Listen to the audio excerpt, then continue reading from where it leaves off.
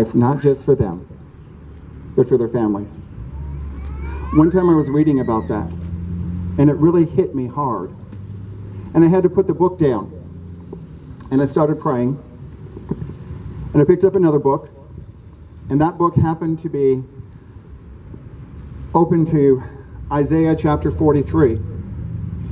And I'd read these words many times, but they took on different meanings. The prophet Isaiah is saying that God spoke to him and said this: "Do not be afraid. I'm with you. Do not be afraid. I have called you by name." God knows the name of every single child separated from their parents, every single parent separated from their children, every single immigrant that is walking across the desert looking for a free life, a better life.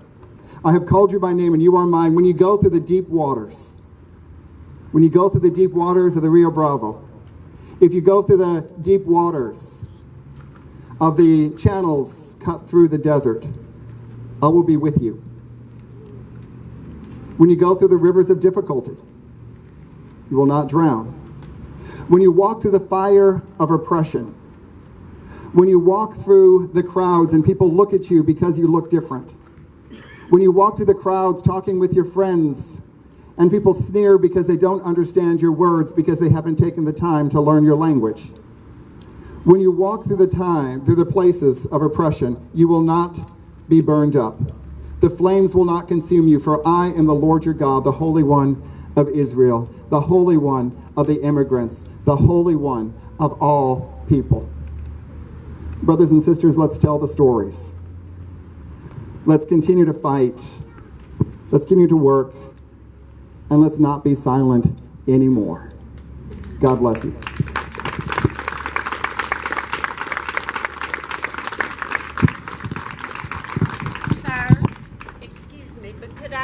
Word or two, please. She's in charge. Okay. We're gonna put you in the list of the speakers, okay? Okay. What you say? Oh, they put you in the list. Okay. Well, now we're gonna hear a person who has been in El Paso recently. Vamos a escuchar a una persona que estuvo en El Paso recientemente. Vamos a darle la bienvenida a Diane Ho. ¿Ya se fue? ¿Eh? ¿Se tuvo que ir? Ok. Entonces vamos a darle la bienvenida a Paige Watts. ¿También se tuvo que ir? Paige Watts.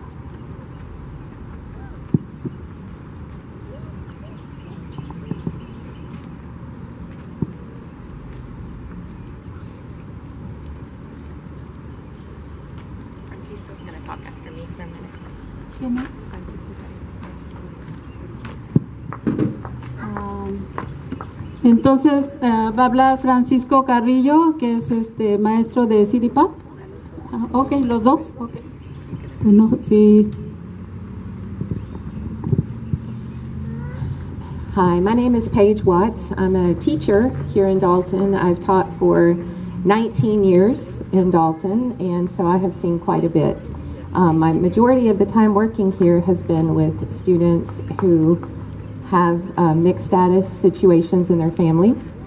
Some of them were born here, but their families were not. They were working here during the Olympics all the way back then. They were working here because they were asked to come to work here by many of the factories. So they came to work, being that there was such a need for workers. The students stayed, were raised here, and some of them have DACA. Some of our students also are new to the country. They're newcomers, as we call them. And over the last 5 years, working with my newcomer students, I have learned that these stories are very, very hard to hear, and they're definitely real. If not, all of these kids need to go to Hollywood now, because there's some really good actors and actresses. Because when their tears run down their face and they tell me the stories that have happened in their families, it really makes you feel a little hopeless, but also helps me persevere as a person. It teaches me how to be a better person by hearing their stories. hearing their families, hearing their situations. I tend to make coffee a lot. I'm a coffee person. I love coffee. So I make coffee for my students every day. The reason I do that is because that's one thing I can do when I think about some of the stuff they've gone through, is to give them a hug and give them coffee and just love on them. And I would love to give this to one of the kids that is in one of the detention centers. I think we all would. I don't think it matters who you voted for. I think it matters that you have love in your heart. A lot of people say the immigrants and those people, and whenever I ask some people those situations and they say, well, they just need papers or they just need this, and you ask them to tell you what is the procedure, what is the process, many of them do not know. And it's okay, they just don't know. It's just really difficult to hear the process, but there is a process and it's really hard. And oftentimes my students' stories of someone hanging a child in a playground and saying you're either going to run drugs or you're next, you don't have time to fill out the papers to do the process. Other students who have had doors knocked and say, I'm taking your sister tomorrow to give to the gang members, you leave the next day. You don't worry and wonder what is the process. This is the place that has always been a beacon, that has always given hope. That is what they know. They know the movies they see. One of the comments kids make is, nobody ever works in movies. You know, when they watch the movies, nobody ever works. Everybody's just always having fun and hanging out. And they don't care when they get here, they want to work. They want to know, what do we need to do? Where's a job? It doesn't matter what it is, washing dishes, cleaning, I just need a job. And I can look at them and say, I can't get you one because you had to escape and come here and all the situations don't let me help you get a job. So sometimes as a teacher, you go home very frustrated because you hear the stories, you know what's true, you know what's really happening. I would just want to offer all of us hope that we're here and that we all understand the beauty of love. We've seen the transformation that happens with love. When I talk to people and they say about the process, and they tell me, well, I do have this one person that I really like, his name is Jose.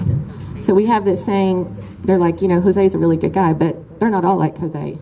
And I'm like, yeah, most of them are like your Jose. So we have this saying, you know, my Jose, your Jose, all of our Jose's, you know, all of our families, once you get to know the person, you understand their heart because you've brought down the walls and you've been able to use love to connect and understand and to give a cup of coffee to somebody and just love on them. So that's what I do, and I'm here to just give love and hopefully we can see what we can do as a community here in Dalton. Francisco Carrillo works with our immigrant students, and he is recently, I think, going to be working in Chattanooga, but I'd like for him to say a few words. He's a colleague and a friend of mine as well. Good morning, everyone. I don't really know what to say, but I'll share my story. I come from an immigrant family. My dad, he was an immigrant back in the 80s. He, because of President Reagan, became a resident, a legal resident.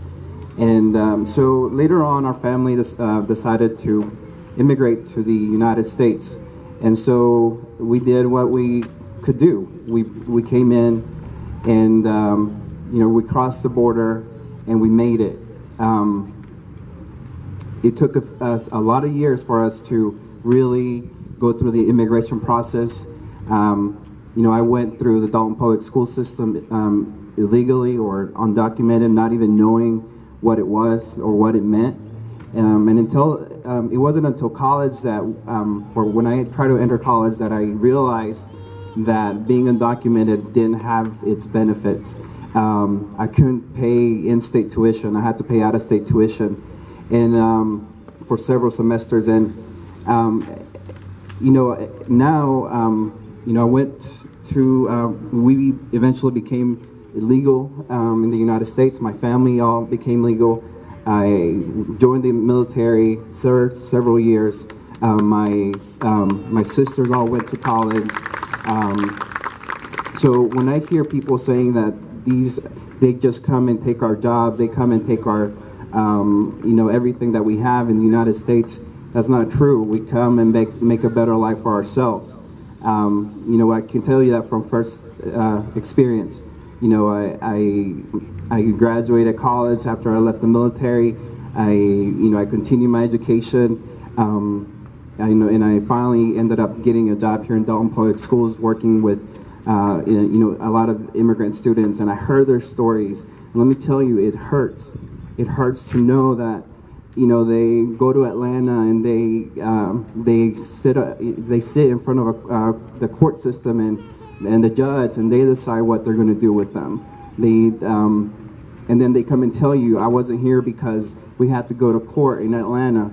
And you know what that means. And you know that somewhere, I mean, they might not know what it means, but you know that somehow the system is working to get them away from the United States. And this is what they know. This is the only, a lot of times this is the only place that they know. And I feel like a lot of people don't understand that. And, you know, a lot of, some kids, you know, I've experienced some kids from elementary school where they come and they let me know, hey, you know what, they took my mom. And you're in front of them not knowing, you know, you don't know what to say. All I can say is I'm sorry, and, you know, I wish I could do something, but I can't.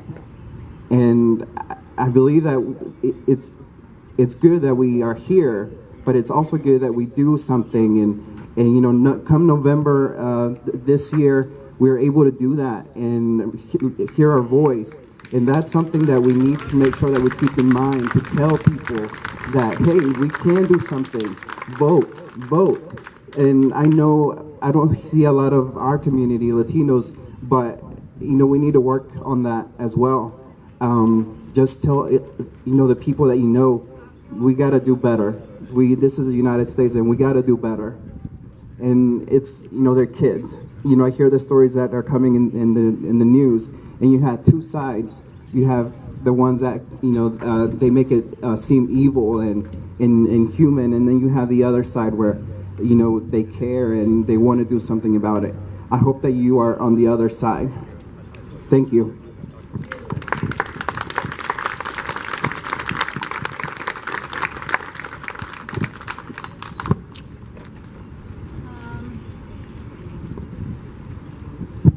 Disculpen, es que están interrumpiendo el evento y pues no quiero ser grosera y caer en lo que ellos caen, entonces es difícil. Vamos a seguir. ¿No se encuentra Víctor por aquí?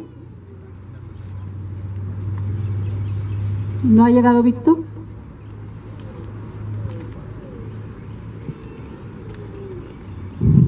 Bueno, Víctor es un muchacho que tiene 1 año esperando. Él cruzó solo la frontera y pues todavía sigue esperando una respuesta. Entonces imagínense si van a detener a las familias encarceladas mientras se decide su caso. ¿Cuánto tiempo van a estar detenidos? We were waiting for Victor. He's a young guy that crossed the border by himself, and we have been helping him since a year ago, and no answer has given to his case. Yesterday went to the court and nothing happened. So imagine if they're gonna keep families incarcerated while their cases is decided. So this is not right. Okay. Vamos a pedirle a Antoine Simmons si estará todavía por aquí. Antoine.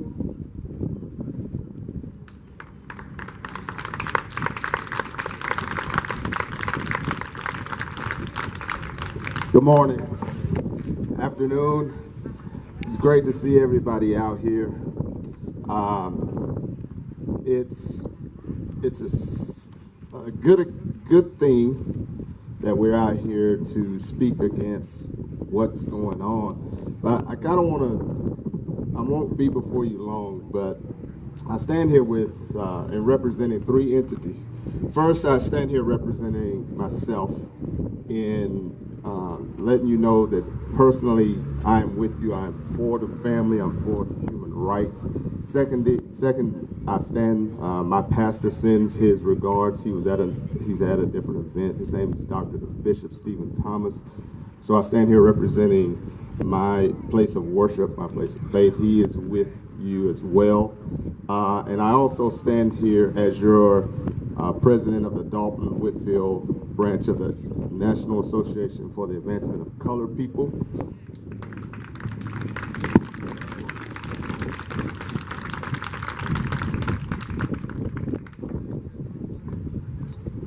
Anytime throughout history when I'm gonna make reference to biblical history and what happened.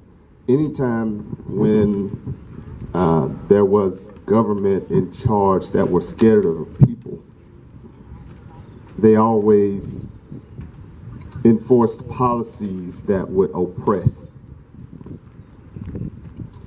And for an administration to enforce a policy that oppresses people, God always finds a Moses to rise up.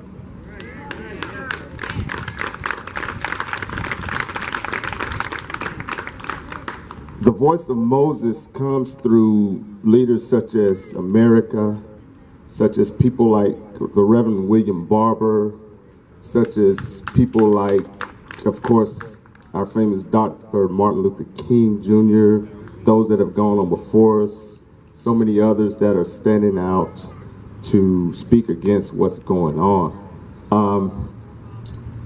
Separation of families is wrong. There's no ifs, ands, or buts about it.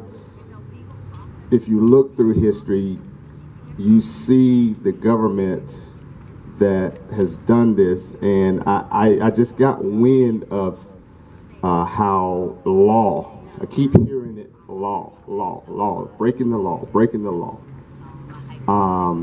Anytime there is a law that oppresses, it is an unjust law.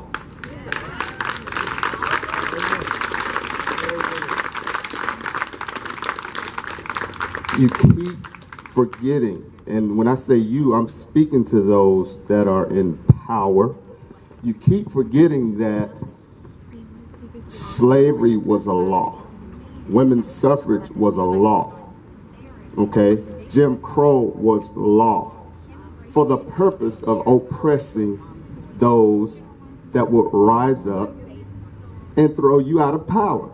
Simple. That's it. Plain and simple. So therefore, those of us in the middle, as Pastor Ash talked about, it is time for us to rise up and take over. It's time. It is time.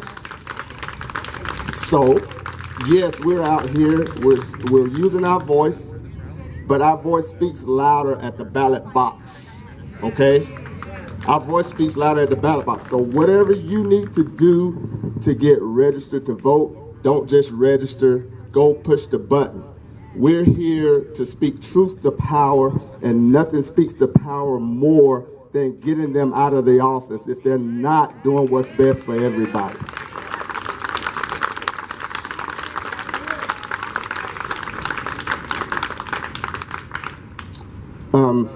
I'll say a couple more things and then I'll be out.